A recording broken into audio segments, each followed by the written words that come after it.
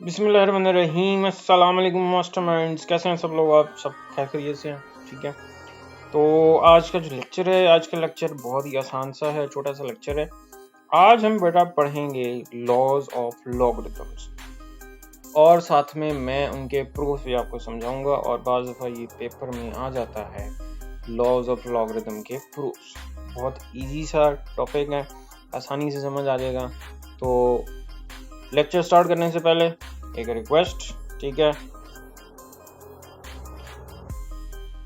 कि अगर आप चैनल पर नए हैं, सब्सक्राइब नहीं किया तो सब्सक्राइब कर दें ताकि आपको नेक्स्ट जो भी लेक्चर है वो आपको फ़ौरन मिल जाए। इससे कोई आपका पैसा नहीं लगेगा, फ्री में नॉलेज दे रहा हूँ।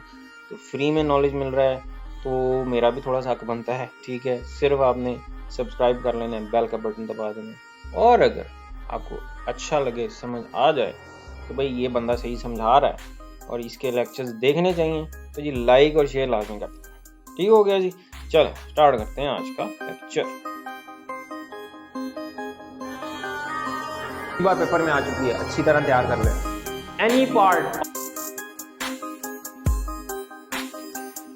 जी laws of logarithms, laws of logarithms आज हमने पढ़ने हैं। तो सबसे पहला लॉ क्या है? इसको बोलते हैं हम प्रोडक्ट लॉ।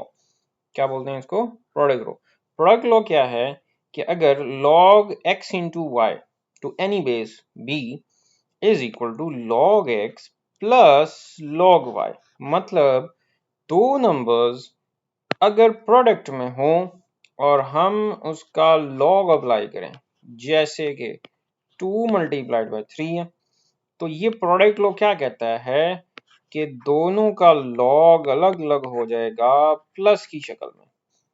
तो क्या है ये लॉग?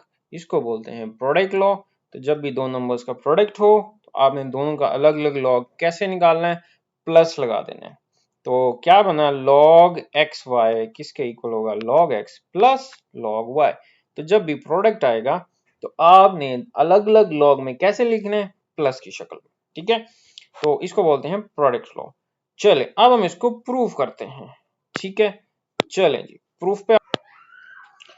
चलें जी अब इसको बेटा प्रूफ करते हैं। प्रूफ बहुत ही आसान सा है। क्या करना है?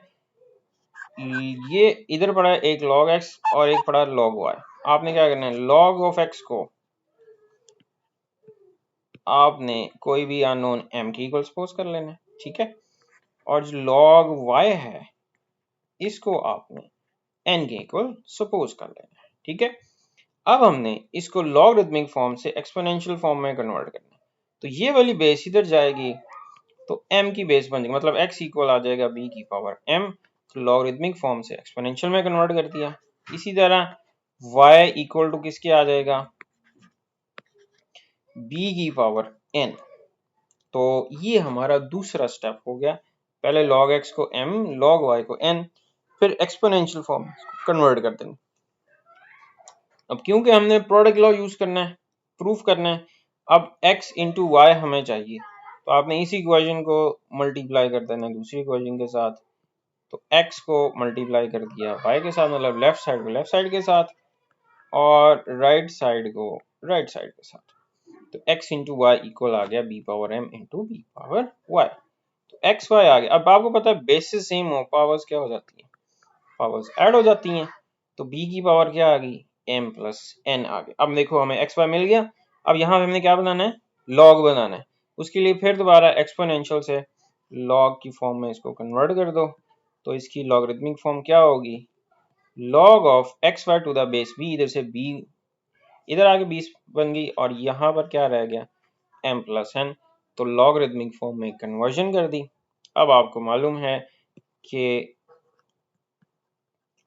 m की वैल्यू क्या है? m की वैल्यू है log x और n की वैल्यू क्या है? log y। तो ये देखो जी हमारा लॉ प्रूफ हो गया फर्स्ट वाला। तो ये इस तरह आपने इसको प्रूफ करना है, ठीक है। तो इसको मैं अब रिवाइज कर देता हूँ। देखो जी पहला स्टेप, log x को m रख लेना है, log y को n रख लेना है, एक्सपोनेंशियल फॉर्म में कन्वर्ट कर लेना है, ठीक है। उसके बाद इस इक्वेशन को इस इक्वेशन के साथ मल्टीप्लाई करना है, लेफ्ट साइड से मल्टीप्लाई होगी राइट साइड से। लेफ्ट साइड पे तो एक्स वाई बन गया, बेसिस सेम हो तो पावर्स ऐड हो जाती हैं। फिर दोबारा लॉगरिथमिक फॉर्म में कन्वर्ट करना, इधर रह गया m प्लस एन, इधर बन गया log एक्स वाई। अब m की वैल्यू log x है, n की वैल्यू जो है log y है, तो ये है हमारा फर्स्ट लॉ ऑफ लॉगरिथम। ठीक है, आई होप समझ आ गया होगा। चलो जी, अब करते हैं सेकंड लॉ, कोशेंट लॉ बोलते हैं इसको। मतलब log x over y equal होता है log x minus log y के। तो प्रोडक्ट में प्लस में लिखना है तो कोशेंट में क्या लिखेंगे, फिर इसको अलग अलग लॉग में माइनस में लिखना है। तो ये है हमारा सेकंड लॉ ऑफ लॉगरिथम, इसको बोलते हैं कोशेंट लॉ। प्रूफ बिल्कुल उन्हीं लाइंस पे ही जाना है, सिर्फ वहां पे हमने मल्टीप्लाई किया था, यहाँ पे हमने डिवाइड कर देना है। चलो पहला स्टेप, log x को m, log y को n सपोज कर लिया। अब आपने इसको एक्सपोनेंशियल फॉर्म में कन्वर्ट कर लेना है, तो एक्सपोनेंशियल फॉर्म में कन्वर्ट कर लो।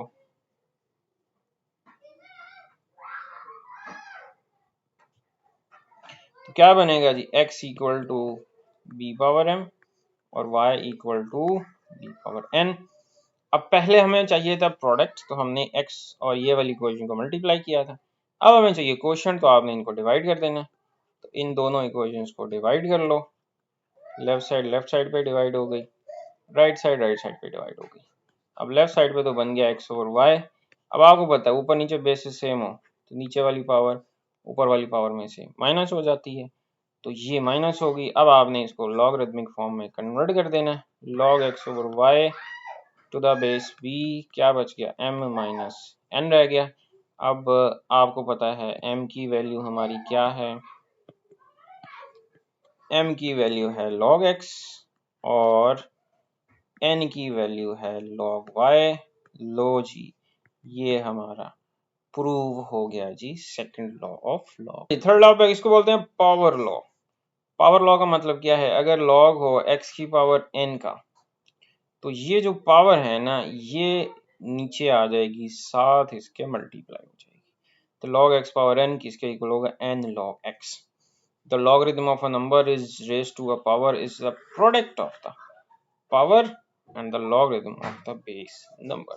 तो इसको बोलते हैं पावर लॉ के पावर साथ मल्टीप्लाई हो जाएगी। चलो जी, प्रूफ आसान सा ही है, बिल्कुल वैसे ही जैसे हमने प्रीवियसली प्रूफ किया था। अभी तो देखो राइट साइड पे क्या पड़ा है, log x पड़ा, तो यहाँ पर आपने log ऑफ x को m सपोज कर लेना, एक्सपोनेंशियल फॉर्म में कन्वर्ट कर दो, x इक्वल आ गया b की पावर m। अब हमें x की पावर n बनाना है, उसके लिए क्या करेंगे, दोनों तरफ पावर n ले लेंगे ताकि x की पावर n बन जाए। तो इधर तो बन गया x की पावर n। अब इधर आपको पता है पावर लगाओ, पावर के साथ मल्टीप्लाई हो जाता है। ठीक है, m इंटू n।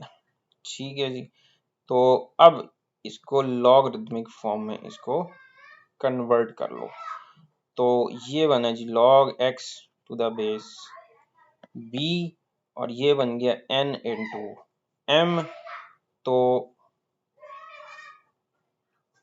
अब यहाँ पर आपको पता है जी क्या बना कि n वैसे का वैसे ही आ गया, m किसके इक्वल है, ये है जी log x के। तो ये हमारा log का थर्ड लॉ भी प्रूफ हो गया। ठीक है, तो फोर्थ लॉ को कहते हैं चेंज ऑफ बेस लॉ। मतलब अगर आपने लॉग की बेस चेंज करनी, जैसे log x to the base b है, मैं कहता हूँ मुझे इसकी जरूरत नहीं है या ये ऐसे सॉल्व नहीं हो रहा, तो मैं इसकी बेस चेंज करूंगा ताकि ये सॉल्व हो जाए। तो मैं इसको a बेस में कन्वर्ट करना चाहता हूँ। ठीक है, तो अच्छा, अब इसमें देखो, इसका एक बड़ा ही आसान सा तरीका क्या है, log x over log b। ठीक है, और जो आपने नई बेस बनानी है वो आपने लिख देनी। ठीक हो गया, मतलब ये क्या होगा, log x to the base b क्या होगा, इसको लिखेंगे log x over log b। अब हमने नई बेस जो भी बनानी है वो यहाँ पे लिख देनी है। तो ये है जी हमारा चेंज ऑफ बेस लॉ। क्या है जी, log x to the base b equal होगा log x over log b to the base a। तो इस तरह हम किसी भी लॉ की बेस चेंज कर सकते हैं इस लॉ को यूज करके। अब प्रूफ आसान सा ही है। अब इसमें हमें पहले हमने राइट साइड पे देखी थी चीजें, अब यहाँ पे हमने लेफ्ट साइड पे चीज देखनी है। कौन सी वाली बन रही है? लॉग ऑफ एक्स है। आपने log of x to the base b जो है ना, इसको आपने m रख लेना। ठीक है, अब इसको एक्सपोनेंशियल फॉर्म में कन्वर्ट कर दो। x इक्वल आ गया b की पावर है। हमें चाहिए log x बेस a का। आपने बोथ साइड्स पे log अप्लाई कर देने हैं जिसकी बेस क्या हो? बेस a हो। तो ये आपने बोथ साइड्स पे log अप्लाई कर देने हैं जिसकी बेस a है, क्योंकि हमने b बेस से log निकालना है a बेस में, तो हमने दोनों तरफ log ले लिया बेस a का। अब आपने जो थर्ड लॉ यूज किया था उस थर्ड लॉ को यूज करो, तो ये पावर जो है ये 7 मल्टीप्लाई हो जाएगी, ये आ गया log बेस। ठीक है, थर्ड लॉ यूज किया हमने। ठीक है, अब m की वैल्यू तो वैसे अच्छा जी, अब यहाँ पर ये जो log b to the base a है ना, इसको आपने लेफ्ट साइड पर ले आना है। यहाँ पर मल्टीप्लाई हो रहा है, तो जब लेफ्ट पे आएगा तो क्या हो जाएगा?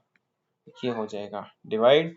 तो m किसके इक्वल आ गया? log x to the base a over log x to the base b, b to the base a। अब m की वैल्यू यहाँ पे पुट कर दो, तो ये हमारा फोर्थ लॉ भी वेरीफाई हो जाएगा कि log x to the base b किसके इक्वल है? log x to the base a over log b to the base a।